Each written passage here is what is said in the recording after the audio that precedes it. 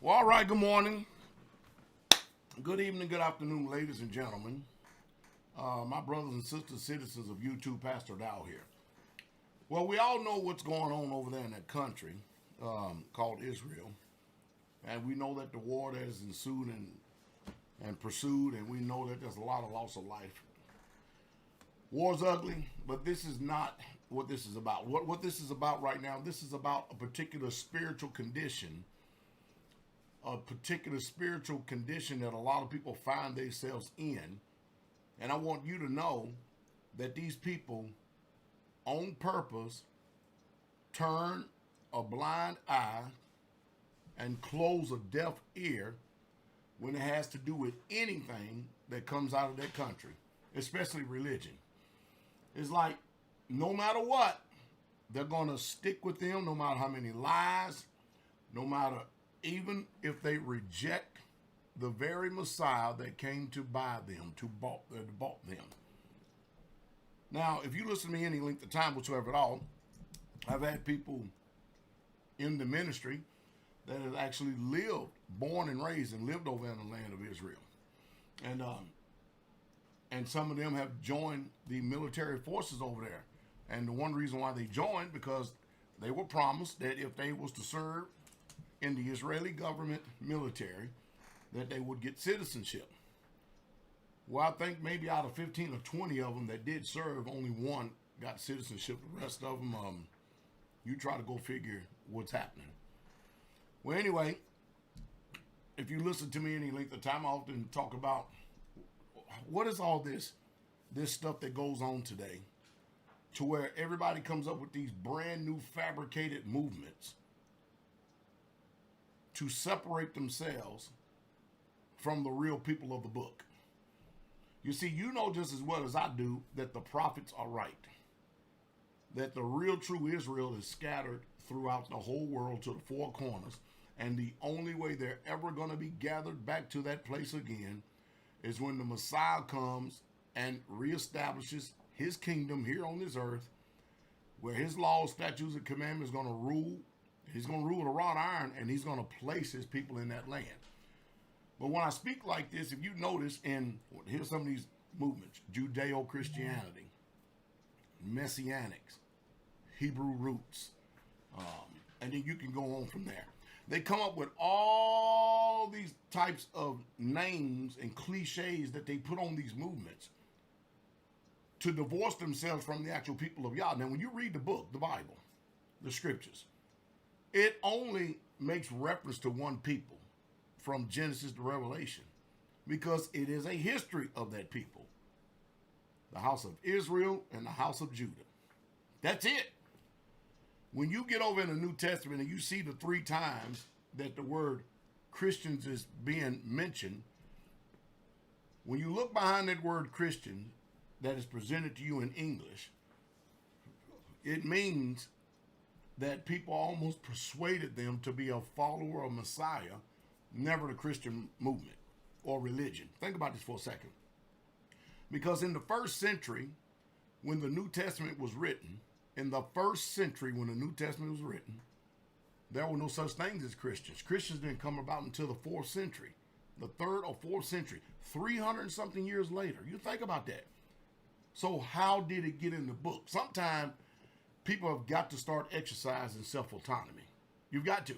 But you're going to find out that there's a lot of people that are spiritually racist and prejudiced towards a certain way that is not even spoken about in that book. And I receive a lot of this negative hate mail, email, comments, and even in the chat room. When I bring out facts, people hate to hear the facts regardless of how much the truth is. Remember, truth always sets free and lies bind. So you've got to figure out under what type of strong delusion are you under. I mean, think about this. From all the way to Genesis to the end of what is called, quote unquote, the Old Testament, that's 5,000 years of history. History of a particular people who are called Hebrews, and they are Israelites.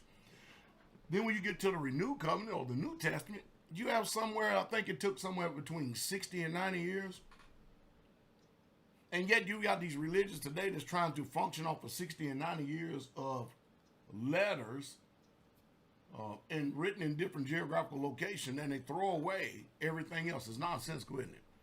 Well, I said all to say this because, see, I know that the government of Israel rejects Christianity or rejects Christians, or even better yet, watch this. They reject the Messiah, Yeshua HaMashiach, Jesus the Christ. They bought them from their own sources. I'm getting ready to give you something from their own sources right here. All right, look at this.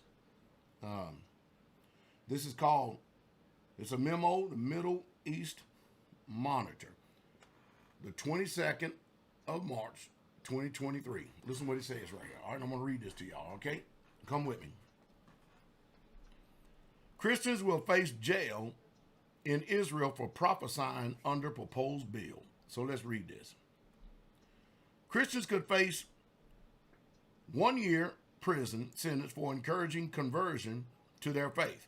According to a new controversial legislation being introduced into Israel, the legislation, which is being proposed by ultra-Orthodox members of the Benjamin Netanyahu coalition, would also proscribe Christians from engaging in religious discussions with Jews. Tied proposal Bennett Law Amendment Prohibition of Solicitation for Religious Conversion 2023. The legislation is introduced by the United Torah Judaism, Moshe Ganaf, and Yevcha Ishah. The law would apply to anyone who would attempt to persuade someone to change their religious beliefs. However, the legislation specifically mentions the Christian faith, saying that recently the attempts of missionary groups, mainly Christians, to solicit conversation of religion have increased. Then it says, read, Christians, quote unquote, Christians face threat of extinction from radical Israeli groups, warn church leaders.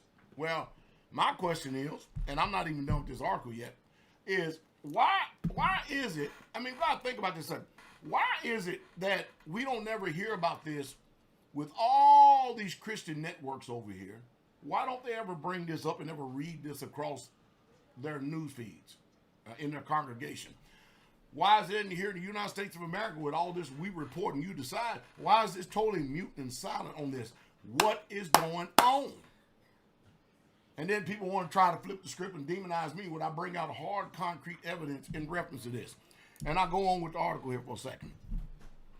Solicitation, according to the text of the legislation, refers to anyone who solicits a person directly, digitally, by mail, or online in order to convert his religion, and the punishment of such solicitation is 1 year imprisonment. And if the person was a minor, the punishment 2 years in prison. Wow. That's why I had to stop and pause there for a second. According to all the Israeli news, the bill appears to be making it legal for followers of Jesus, Yeshua in Hebrew, to explain why they believe that Jesus is both the Messiah and God, with the hope that the Israelis might consider following him. The Jerusalem-based news agency explained that under the new legislation, producing and publishing online videos explaining the gospel to Jews and Muslim people in Israel, or people in Israel, and to those who are in any other religious groups, would suddenly become illegal. Then it says, read, church leaders denounce illegal takeover of property by extremist settlers. See this when it says read that, there it is right there, what I'm reading in between it, okay? It goes on to say, publishing books or other printed literature, online articles, podcasts, or other forms of media that explain the life and ministry of Jesus and his message found in the New Testament would also become illegal. So much for freedom of speech, and freedom of religion, huh? The proposal has created friction with American evangelical community who are strong supporters of Israel, and that's what I'm trying to tell you. Again, listen, just because they took some people who are Ashkenazis and they are Israelis and they plant them in the land, just because they're in the land of Israel, does not mean that they're the real people of the book. Does not mean to have any genetic link to the people of the book. That's where you're deceived and you're under a strong delusion. The people are clearly telling you who they are. They don't believe in Yeshua. Not at all. They don't believe in him at all. And for you people to send billions of dollars and make trips over there when you are totally ignorant of the prophecies, yeah, I'll tell you what, it makes you question if people ever really truly have the real Ruach or the real Holy Spirit in them. I don't think they do. I think they're following an ideology and a theology, and they don't care if their ideology and theology even is if it's of the rejection of Yeshua, the Messiah himself. The proposal has created friction with American evangelical community who are strong supporters of Israel. Leading evangelical Christians are publicly urging Prime Minister Benjamin Netanyahu to scuttle legislation. According to the Haaretz, apparently Netanyahu and his allies have publicly and privately stressed the importance of evangelical support as U.S. Jews have grown increasingly critical of Israel's rightward shift. It is expected that the bill will be sharply criticized in Washington by both Democrats and Republicans. And then it says, U.S.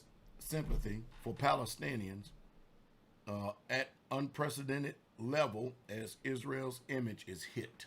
There it is. Now, thank you, Pastor Rufus, for sending me that. A lot of people, again, if it walks like a duck, if it looks like a duck, and it quacks like a duck, then what is it? It's a duck. And what we got today is we got a lot of people ducking truth.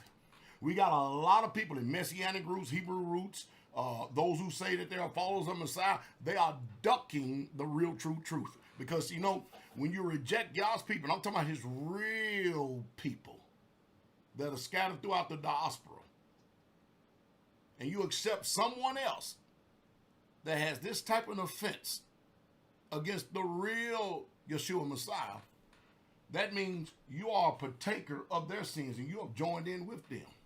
Because y'all doesn't deal with this coexistence stuff. Let me tell y'all something, man. You better check who you listening to real close, and you better check in what you believe in. You got to ask yourself. Now, I'm going to leave this off with this. When Yeshua had John on the Isle of Patmos to write something in the book of Hazum called Revelations, he gave us two stark warnings in Revelations 2:9 and Revelations 3:9. I think you ought to go read that for yourself, and I pray that the Most High Yah will give you understanding. Is my prayer. The King is coming.